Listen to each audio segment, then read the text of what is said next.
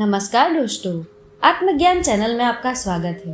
दोस्तों, अगर आप शुक्रवार का व्रत करते हैं तो शुक्रवार की व्रत कथा अवश्य सुननी या पढ़नी चाहिए। ऐसा करने से माता की पूजा अर्चना संपूर्ण होती है। तो दोस्तों, इस वीडियो में हम आपको संपूर्ण व्रत कथा के बारे में बता रहे हैं। एक गांव में एक बुढ़िया रहती थी जिसके 7 बेटे थे। 6 बेटे कमाने वाले थे और एक बेटा निकम्मा था। बुढ़िया माँ 6 पुत्रों का जूठा 7वें पुत्र को देती। 7वां पुत्र एक दिन अपनी पत्नी से बोला, देखो मेरी माता का मुझ पर कितना प्रेम है। वह बोली, क्यों नहीं, सबका जूठा बचा हुआ तुमको खिलाती है। वह बोला, जब तक आंखों से न देखे मान नहीं सकता। पत्नी ने हंसकर कहा, देख लोगे तब तो मानोगे ना। कुछ दिन बाद एक बड़ा त्योहार आया। घर में 7 प्रकार के भोजन और चूरमा के लड्डू बने। वह पत्नी की बात को जांचने के लिए सिर दर्द का बहाना बनाकर पतला कपड़ा सिर पर उठकर रसोई में जाकर सो गया और कपड़े में से सब देखता रहा। 6 भाई भोजन करने आए। उसने देखा माँ ने उनके लिए सुंदर सुंदर आसन बिछाए, 7 प्रकार की रसोई परोसी और आग्रह कर करके उन्हें भोजन कराती रही। वह देखता रहा। 6 भाई भोजन कर उठ गए। तब माँ ने उनकी 5 थालियों में से लड्डुओं के टुकड़ों को उठाया और एक लड्डू बनाया। जूठन साफ करने माँ ने उसे पुकारा, उठ बेटा उठ, तेरे भाइयों ने भोजन कर लिया, तू भी उठकर भोजन कर ले। उसने कहा, माँ मुझे भोजन नहीं करना, मैं परदेश जा रहा हूँ। माता ने कहा, कल जाना हो तो आज ही जा। वह बोला, हाँ जा रहा हूँ। यह कहकर वह घर से निकल गया। चलते समय उसे पत्नी की याद आई। वह गौशाला में कंडे थाप रही थी। वहां जाकर बोला, मेरे पास तो कुछ नहीं है, यह अंगूठी है सो ले लो और अपनी कोई निशानी मुझे दे दो। पत्नी बोली, मेरे पास क्या है, यहाँ गोबर भरा हाथ है। यह कहकर पत्नी ने उसकी पीठ पर गोबर के हाथ की थाप मार दी। वह चल दिया। चलते चलते दूर देश में पहुंचा। वहाँ एक साहूकार की दुकान थी। वहाँ जाकर बोला, सेठ जी मुझे नौकरी पर रख लो। साहूकार को नौकर की सख्त जरूरत थी। साहूकार ने कहा, काम देखकर तनख्वाह मिलेगी। उसने कहा, सेठ जी जैसा आप ठीक समझो। उसे साहूकार के यहाँ नौकरी मिल गई। वह वहाँ दिन रात काम करने लगा। कुछ दिन में दुकान का लेन देन, हिसाब किताब, ग्राहकों का माल बेचना, सारे काम करने लगा। साहूकार के 7-8 नौकर थे। वे सब चक्कर खाने लगे, लेकिन उसने अपनी लगन, परिश्रम और ईमानदार से सभी को पीछे छोड़ दिया। उसे अपने किए का फल मिला। सेठ ने भी उसका काम देखा और 3 महीने में ही उसे मुनाफा में से साझेदार बना लिया। परिश्रम करते करते 12 वर्ष में ही वह नगर का नामी सेठ बन गया और सेठ अपना सारा कारोबार उस पर छोड़कर बाहर चला गया। इधर उसकी पत्नी पर क्या बीती वह सुने। सास ससुर उसे दुख देने लगे। गृहस्थी का काम करवाकर उसे लकड़ी लेने जंगल में भेजते। इस बीच घर की रोटियों के आटे से जो भूसी निकलती उसकी रोटी बनाकर रख दी जाती और फूटे नारियल की नरेली में पानी दिया जाता। इस तरह दिन बीतते रहे। एक दिन वह जब जंगल में लकड़ी लेने जा रही थी तब उसे रास्ते में बहुत सी स्त्रियां संतोषी माता का व्रत करती दिखाई दी। यह वहां खड़ी होकर पूछने लगी, बहनों यह तुम किस देवता का व्रत कर रही हो और उसके करने से क्या फल होता है? इस व्रत के करने की क्या विधि है? यदि तुम इस व्रत का विधान मुझे समझाकर कहोगी तो मैं तुम्हारा बड़ा एहसान मानूंगी। उनमें से एक स्त्री बोली, सुनो, यह संतोषी माता का व्रत है। इसे करने से निर्धनता, दरिद्रता का नाश होता है, लक्ष्मी आती है, मन की चिंताएं दूर होती है, मन को प्रसन्नता और शांति मिलती है, निपुत्री को पुत्र मिलता है, प्रीतम बाहर गया हो तब वहाँ शीघ्र लौट आता है, कुंवारी कन्या को मन पसंद वर मिलता है, चलता मुकदमा खत्म हो जाता है, कलह कलेश की निवृत्ति होती है, सुख शांति आती है घर में, धन जमा होता है, धन जायदाद का लाभ होता है तथा मन में जो भी मनोकामना है वह संतोषी माता की कृपा से पूरी हो जाती है। इसमें कोई संदेह नहीं। वह पूछने लगी, यह व्रत कैसे किया जाता है, यह भी बताओ तो बड़ी कृपा होगी। वह स्त्री कहने लगी, बिना परेशानी, श्रद्धा और प्रेम से जितना भी बन सके प्रसाद लेना। 5.25 पैसे से 5.25 आने तथा इससे भी ज्यादा शक्ति और भक्ति के अनुसार गुड़ और चना ले। हर शुक्रवार को निराहार रहकर कथा कहना और सुनना, लगातार नियम के पालन करना। सुनने वाला कोई न मिले तो घी का दीपक जलाकर उसके आगे जल के पात्र को रखना और कथा कहना, परंतु नियम न टूटे। जब तक कार्य सिद्ध न हो नियम पालन करना और कार्य सिद्ध हो जाने पर व्रत का उद्यापन करना। 3 मास में माता पूरा फल प्रदान करती है। यदि किसी के ग्रह खोटे हैं तो भी माता 1 वर्ष में अवश्य उसको अनुकूल करती है। कार्य सिद्ध होने पर ही उद्यापन करना चाहिए, बीच में नहीं। उद्यापन से 2.5 सेर आटे का खाजा तथा इसी अनुसार खीर तथा चने का साग बनाना। 8 बच्चों को भोजन कराना। जहाँ तक मिले देवर जेठ भाई बंधु कुटुंब के लड़के लेना, न मिले तो रिश्तेदारों और पड़ोसियों के लड़के को बुलाना, उन्हें भोजन करा यथाशक्ति दक्षिणा दे। माता का नियम पूरा करना, ध्यान रखना उस दिन घर में कोई खटाई न खाए। यह सुन वो वहाँ से चल दी। रास्ते में लकड़ी के बोझ को बेच दिया और उन पैसे में से गुड़ चना ले माता के व्रत की तैयारी कर आगे चली। रास्ते में संतोषी माता के मंदिर में जाकर माता के चरणों में गिर पड़ी। विनती करके बोली, माँ मैं दीन हूँ, निपट मूर्ख हूँ, व्रत के नियम कुछ जानती नहीं, मैं बहुत दुखी हूँ। हे माता मेरा दुख दूर कर, मैं तेरी शरण में हूँ। माता को दया आई। एक शुक्रवार बीता कि दूसरे शुक्रवार को ही उसके पति का पत्र आया और तीसरे शुक्रवार को उसका भेजा हुआ पैसा आ पहुंचा। यह देखकर जेठानी मुंह सिकोड़ने लगी। इतने दिनों बाद इतना पैसा आया, इसमें क्या बड़ाई है। लड़के ताने देने लगे, अब पटरा आने लगा, रुपया आने लगा, अब तो काफी खातिर बढ़ेगी, अब तो काकी बुलाने से भी नहीं बोलेगी। बेचारी सरलता से कहती, भैया पत्र आए, रुपया आया तो हम सबके लिए अच्छा है।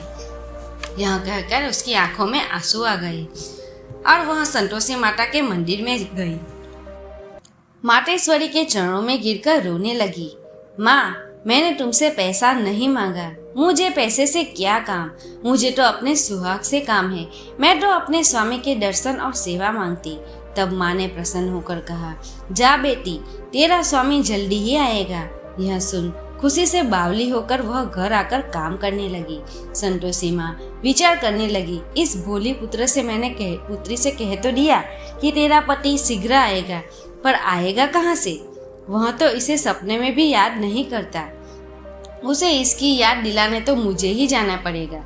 संतोषी माता ने उस बुढ़िया के बेटे को स्वप्न में समझाया, पुत्र तेरी घरवाली कष्ट उठा रही है।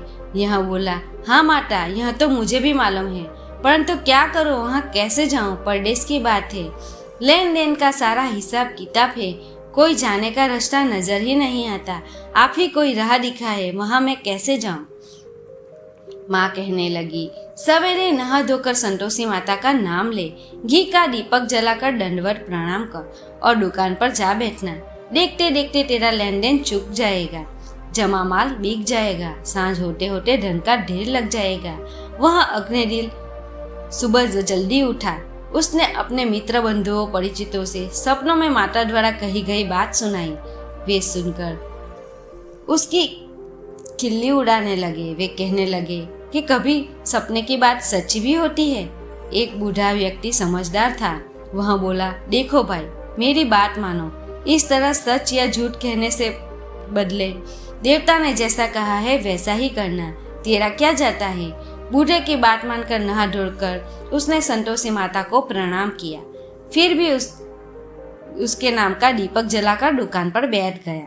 शाम तक धन का ढेर लग गया। वह हैरान हुआ, मन में संतोषी माता का नाम ले प्रसन्न होकर घर जाने के वास्ते गहना, कपड़ा और सामान खरीदने लगा। सब काम के निपट जाने से वह घर को रवाना हुआ। उधर उसकी पत्नी जंगल में लकड़ी लेने गई। लौटते वक्त थक जाने के कारण संतोषी माता के मंदिर पर विश्राम करने बैठ गई। जहाँ तो उसका रोज रुकने का स्थान था। धूल उड़ती देख उसने माता से पूछा, हे माता, यह धूल कैसे उड़ रही है? माँ ने कहा, हे पुत्री, तेरा पति आ रहा है। अब तू ऐसा कर, लकड़ियों के 3 बोझ बना, एक नदी के किनारे रख, दूसरा मेरे मंदिर पर और तीसरा अपने सर पर रख। तेरे पति को लकड़ी का गड्ढा देकर मोह पैदा होगा, यहाँ वहाँ रुकेगा, नाश्ता पानी बना खाकर माँ से मिलने जाएगा। तू लकड़ी का बोझ उठा कर जाना और बीच चौक में गड्ढा डालकर 3 आवाजें जोर से लगाना। लो सासू जी, लकड़ियों का गड्ढा लो, भूसे की रोटी लो, नारियल के खोपरे में पानी दो। आज कौन मेहमान आया है?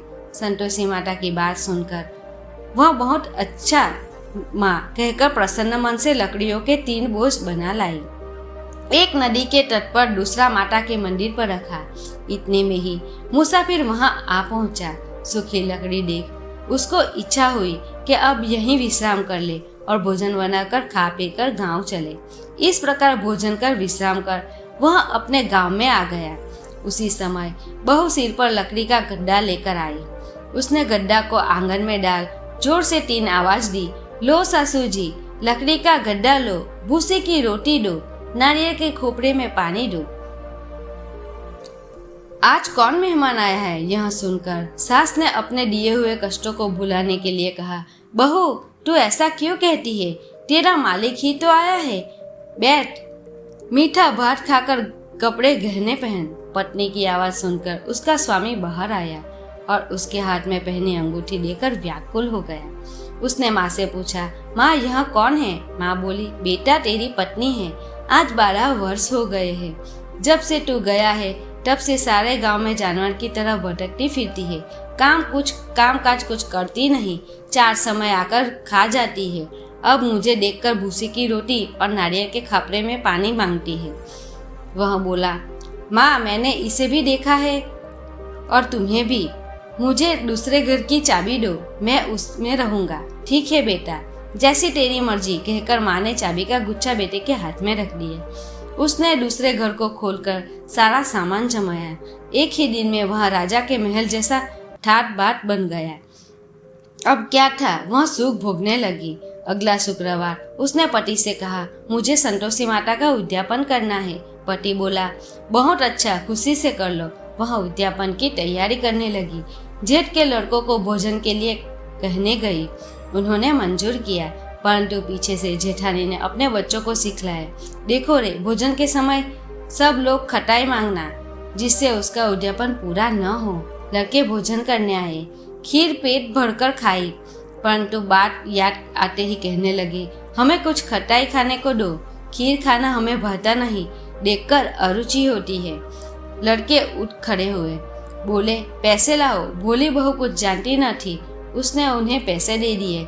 लड़कों ने बाजार जाकर उन पैसों में से इमली खरीदी और खाई। यह देखकर बहू पर माताजी ने कोप किया। राजा के दूत उसके पति को पकड़ के ले गए। अब सब मालूम हो जाएगा जब जेल की रोटियां खाएगा। बहू से यह वचन सहन नहीं हुए। वह संतोषी माता के मंदिर गई और कहने लगी, माता, तुमने यह क्या किया? हंसाकर क्यों रुलाने लगी? माता बोली, पुत्री, तूने मेरा व्रत का भंग किया, इतनी जल्दी सब बातें भुला दी। वह बोली, माता, भूली तो नहीं हूँ, न कुछ अपराध किया है, मुझे तो लड़कों ने भूल में डाल दिया, मुझे क्षमा करो माँ। माँ बोली, ऐसी भूल भी कहीं होती है? यह बोली, अब कोई भूल नहीं होगी। अब बताओ, मेरे पति कैसे आएंगे? माँ बोली, पुत्री, जा, तेरा पति तुझे रास्ते में ही आता मिलेगा। वह मंदिर से निकलकर बाहर आई तो रास्ते में उसने अपने पति को आता हुआ देखा। उसने पूछा, कहाँ गए थे? वह बोला, इतना धन जो कमाया है उसका कर राजा ने मांगा था, वह भरने गया था। वह प्रसन्न होकर बोली, भला हुआ, अब घर चलो। फिर अगला शुक्रवार आया। वह बोली, मुझे माता को उद्यापन करना है। पति ने कहा, ठीक है, करो। वह फिर जेठ के लड़कों से भोजन को कहने लगी। जेठानी ने लड़कों को सिखा दिया कि तुम पहले ही खटाई मांगना। लड़के भोजन करने बैठे, लेकिन भोजन करने से पहले ही कहने लगी, हमें खीर पूरी नहीं भाती, जी बिगड़ा है। कुछ खटाई खाने को दो। यह बोली, खटाई खाने को नहीं मिलेगी, खाना हो तो खाओ। उनके उठकर चले जाने पर उसने ब्राह्मणों के लड़के को बुलाकर भोजन कराया। दक्षिणा की जगह उन्हें एक एक फल दिया। इससे संतोषी माता प्रसन्न हो गई। माता की कृपा से 9 माह बाद उसको चंद्रमा के समान एक सुंदर पुत्र प्राप्त हुआ। पुत्र को लेकर वह प्रतिदिन संतोषी माता के मंदिर में जाने लगी।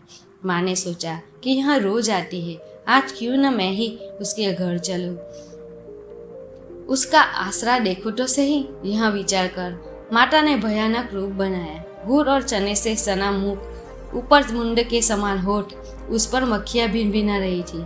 दहलीज में पैर रखते ही उसकी सास चिल्लाई, देखो रे, कोई चुड़ैल डाकिनी चली आ रही है, लड़को उसे भगाओ, नहीं तो सबको खा जाएगी। बहू रोशनदार से देख रही थी, वह प्रसन्न हो उठी। आज मेरी माता मेरे घर आई है, यह कहकर दूध पीते बच्चों को गोद से उठाकर इस पर उसको सास क्रोध कर बोली, अरे राड, इसे देखकर कैसी उतावली हो रही है, जो बच्चों को पटक दिया। इतने में माँ के प्रताप से जहाँ देखो वहाँ लड़के ही लड़के नजर आने लगे। यह बोली, माँ जी, मैं जिनका व्रत करती हूँ यह वहाँ संतोषी माता है। इतना कहकर झट से घर के सारे किवाड़ खोल दिए। सब ने माता के चरण पकड़ लिए और विनती कर कर कहने लगी, हे माता, हम मूर्ख हैं, अज्ञानी हैं, तुम्हारे व्रत की विधि हम नहीं जानते। तुम्हारा व्रत भंग कर हमने बड़ा अपराध किया है।